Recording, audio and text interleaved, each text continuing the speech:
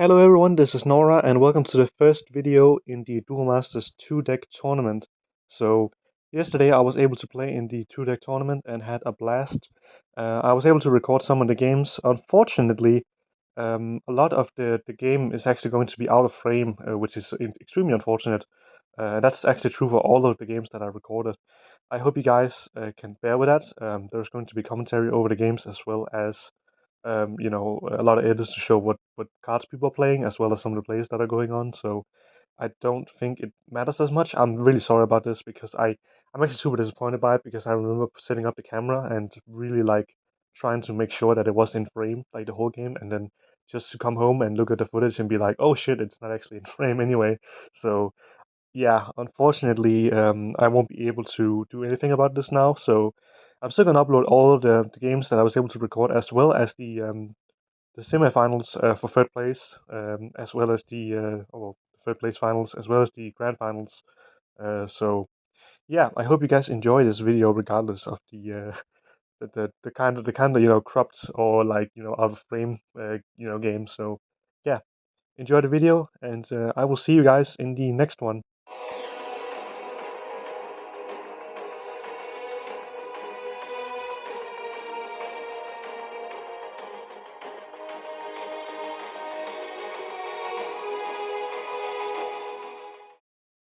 Alright, so this was the first game that I played in the tournament.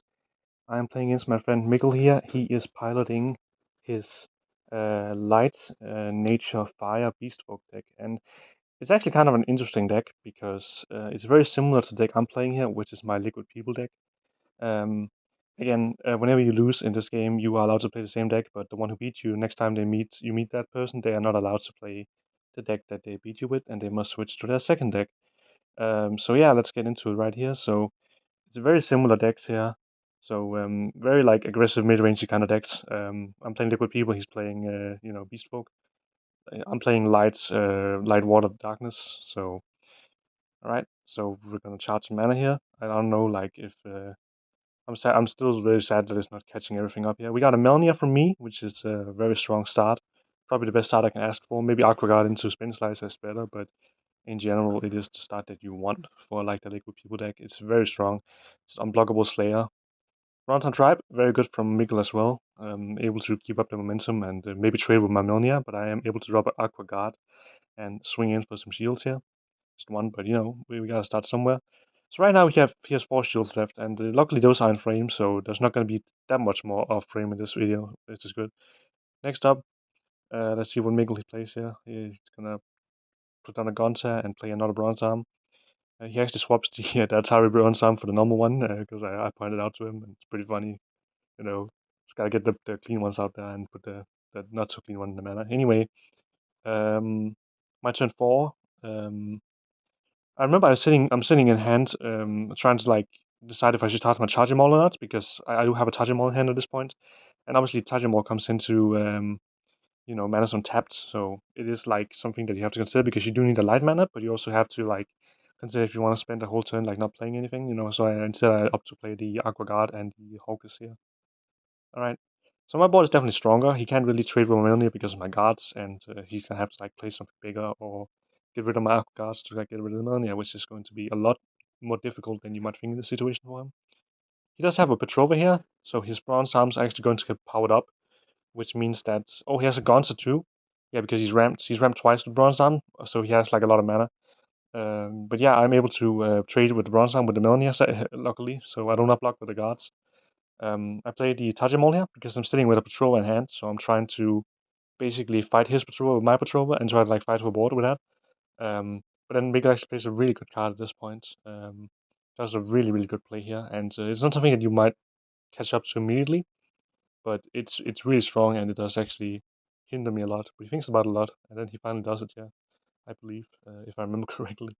Uh, it's a very strong play. So what he does, he plays this card right here, which is Reap and Sow, and he basically ramps one and he removes my light mana, which means that I will have to basically, because I'm saving one card in hand, right?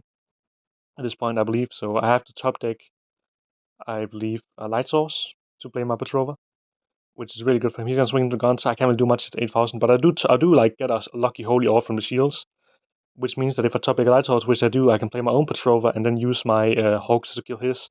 And now the playing field is a lot more in my favor because my liquid people are powered up and his beast folk are not. So now, because of that holy awe and because of the top deck, I'm able to like go back. But here's a fighter dual fang from Mikkel, which is extremely good for him as well. But obviously my liquid people are just way too many and really big. So he swings into my Hawkers. I decide to block with a guard here, chomp, so I can get some more damage. I'm trying to like get him down on shields as quickly as possible in this situation because I do not want another Petrova war. I want to finish this game. I Dark Reversal to get back um, my Melanie, I believe, here. And then I just swing in. No, actually get back my Touchy that's right. And then I just swing in. But there is a Holy Order that taps my whole board down, which is very unfortunate. He plays a Mysterious, and he plays, oh my god, he plays a Fist of Forever. So now he can just kind of trade into all my creatures and kill them all with his Fighter Duel Fang, as well as takes 2 shields. But there's a Terror Pit here, which is even more insane, so I can kill the Fighter Duel Fang. And he comes in, and there's another Terror Pit, which makes me able to kill the Misrias. So now it's just like a way more like interesting situation. I have 1 shield left, he has 2. I play the Melanie, I evolve into Spin Slice, and I kill his Gonta. And in this situation here, it's really rough for Mikkel. He plays a Gonta, and I am basically both of us are kind of like just trying to like fight over the board with what little resource we have left.